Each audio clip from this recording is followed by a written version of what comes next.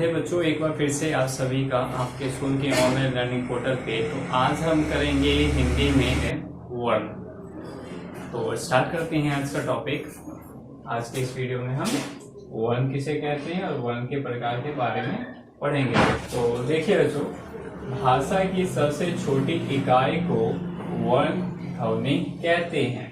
भाषा की जो सबसे छोटी इकाई होती है उसे ही वर्ण या ध्वनि कहते हैं। जैसे कि देखिए, अगर मैं लिखता हूं यहाँ अमर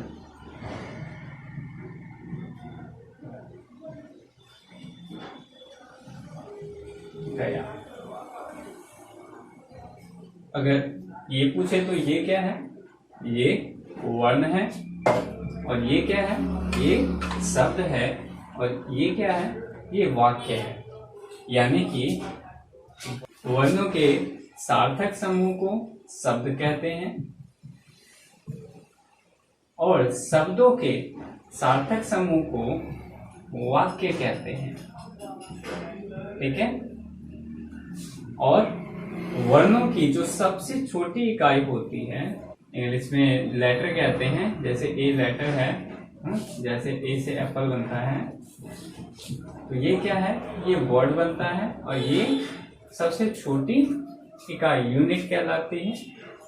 तो वैसे ही शब्दों से छोटा वाक्यों से छोटा हुआ शब्द और शब्दों से भी छोटा जो सबसे छोटी इकाई है उसे ही कहते हैं वर्ण। हिंदी में वर्ण किसे कहते हैं? भाषा की सबसे छोटी इकाई को वर्ण कहते हैं। ठीक है।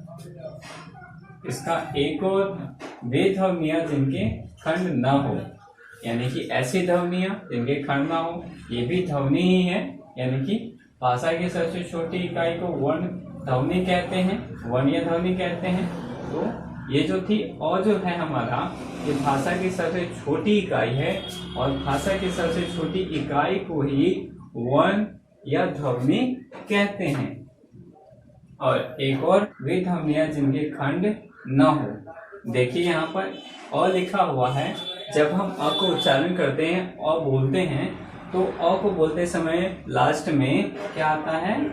अ ही आता है। ठीक है, लास्ट में अ ही आता है। जब हम क का उच्चारण करते हैं तो क का उच्चारण करने में लास्ट में अ आता है। ठीक है, पर ये दोनों क्या हैं? ये दोनों वर्ण कहलाते हैं। ठीक है। अगर आप कहेंगे कि अ को हम खोल सकते हैं, अ को हम नहीं खोल सकते हैं क्योंकि अ के खंड या टुकड़े नहीं होंगे। तो ठीक है, पर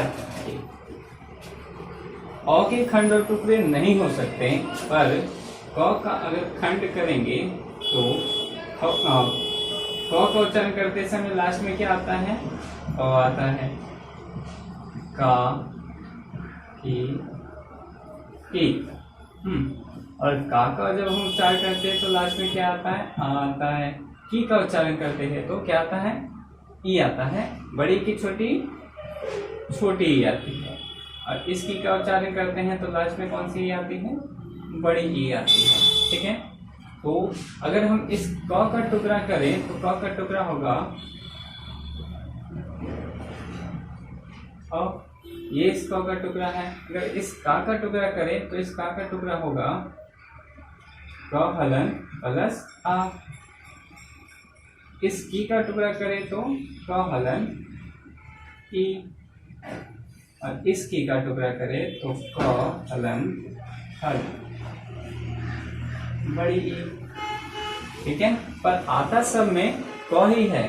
मूल रूप से जो हमारा ये क है, इसको इस प्रकार से ही लिखा जाता है, हल लगाकर। इसे क्या कहते हैं? इसे हल कहते हैं। जो यहाँ पर लगा हुआ है इसे हल कहा जाता है। ठीक है। तो क मूल रूप से इसी प्रकार से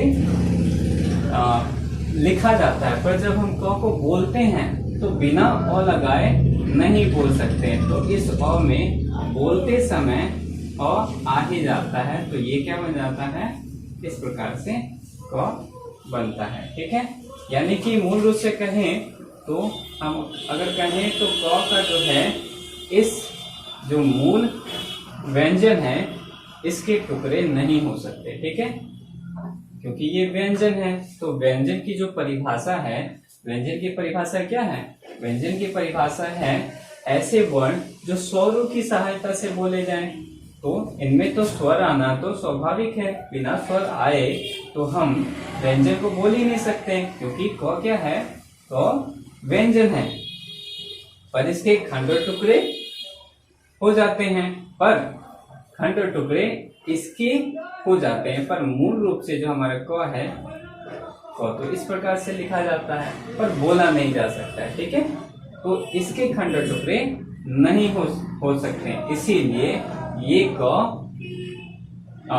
ये जो क है ये वर्ण की परिभाषा में सही बैठता है, ठीक है। बच्चों, अभी तक हमने समझा कि भाषा की सबसे जो छोटी इकाई होती है उसे कहते हैं वर्ण, और वर्णों के खंड और टुकड़े नहीं हो सकते, ठीक है। भाषा की सबसे छोटी इकाई वर्ण कहलाती है, और वर्णों के खंड और टुकड़े नहीं हो सकते, ठीक है। तो आगे हम देखते हैं, वर्ण में हम सबसे पहले समझते हैं वर्णमाला किसे कहते हैं। वर्णमाला, वर्णमाला किसे कहते हैं? वर्णों के व्यवस्थित समूह को वर्णमाला कहते हैं, ठीक है। वर्णमाला की जो परिभाषा है ये है वर्णों के व्यवस्थित समूह को। वर्ण जो होते हैं बिल्कुल एक लगातार, जैसे कि अ के बाद आ ही आएगा और ई से पहले आ ही आएगा, ठीक है। तो ये क्या है? ये वर्णों का व्यवस्थित क्रम या समूह आप मान लीजिए, ठीक है। इसी को कहते हैं वर्णमाला, ठीक है। तो अब हम समझते हैं आगे कि वर्ण के प्रकार, वर्ण के कितने प्रकार होते हैं। अगर आपसे कोई पूछता है कि वर्ण कितने होते हैं, हिंदी में कितने वर्ण होते हैं, हिंदी में टोटल होते हैं, पूरे होते हैं कुल 52 वर्ण होते हैं। हिंदी में कुल 52 वर्ण होते हैं, जिसमें से 11 स्वर कहलाते हैं। हिंदी में 11 स्वर होते हैं और 33 व्यंजन होते हैं। जब हम 11 और 33 व्यंजन को अगर जोड़ते हैं तो 44 आते हैं। पर यहाँ तो वर्ण, पूरे वर्ण कितने हैं? पूरे वर्ण तो 52 है।